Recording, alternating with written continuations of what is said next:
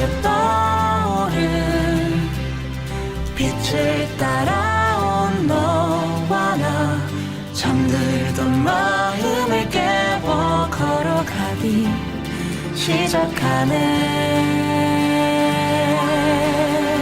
The fear darkness not trembling way we shall carry hope. 2027 ദക്ഷിണ കൊറിയയിലെ സിയൂളിൽ നടക്കുന്ന ആഗോള യുവജന ദിനത്തിന്റെ ഔദ്യോഗിക തീം സോങ് സംഘാടകർ പുറത്തിറക്കി. ലോകമെമ്പാടുമുള്ള കത്തോലിക്ക യുവജനങ്ങളെ വിശ്വാസത്തിൽ ഒന്നിച്ചു ചേർക്കുക എന്ന ലക്ഷ്യത്തോടെ ക്ലാസിക്കൽ, പോപ്പ് എന്നിങ്ങനെ 2 സംഗീത രീതികളിലാണ് ഗാനം തയ്യാറാക്കിയിരിക്കുന്നത്.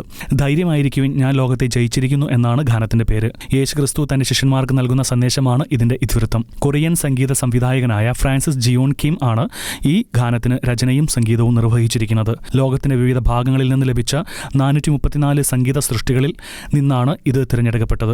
ചരിത്ര പ്രസിദ്ധമായ മ്യോങ്ടോങ് കത്തീഡ്രൽ, കൊറിയൻ രക്തസാക്ഷികളുടെ തീർത്ഥാടന കേന്ദ്രങ്ങൾ എന്നിവിടങ്ങളിലാണ് ഈ മ്യൂസിക് വീഡിയോ ചിത്രീകരിച്ചിരിക്കുന്നത്. അന്താരാഷ്ട്ര തീർത്ഥാടകർക്കും വോളണ്ടിയർമാർക്കുമുള്ള രജിസ്ട്രേഷൻ 2026 രണ്ടാം പകുതിയിൽ ആരംഭിക്കും. 1995 മനിലായിൽ നടന്ന ആഗോള സമ്മേളനത്തിന് ശേഷം ഏഷ്യയിൽ സംഘടിപ്പിക്കുന്ന 2ാമത്തെ ആഗോള യുവജന സമ്മേളനമാണിത്. കൂടാതെ ക്രൈസ്തവ ന്യൂനപക്ഷമായ ഒരു രാജ്യത്ത് ഇങ്ങനെയൊരു ആഗോള കത്തോലിക്ക സംഗമം നടക്കുന്നത് ഇതാദ്യമായാണ്. International desk, ഷെക്കന news.